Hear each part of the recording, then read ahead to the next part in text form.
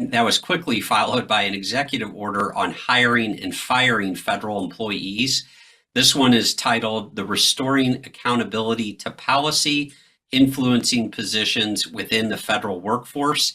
This one restores and amends an executive order from President Trump's first term, and it rescinded a Biden executive order that effectively makes it easier now to hire and fire certain federal employees. I'm going to read this one, quote, employees in or applicants for schedule policy/career positions are not required to personally or politically support the current president or the policies of the current administration.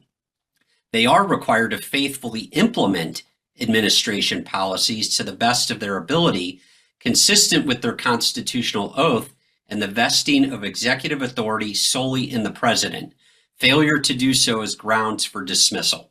You can have your own personal thoughts and beliefs and preferences. That's fine. You can have that, but you can't let those supersede what's required of your job. We do that in business all the time. There are plenty of times when we all do things we don't necessarily 100% align with, but it's not otherwise unethical or immoral. And it usually, our listeners in HR will know it falls under and all other duties as requested. If it's not unethical or immoral, I don't have a problem with that.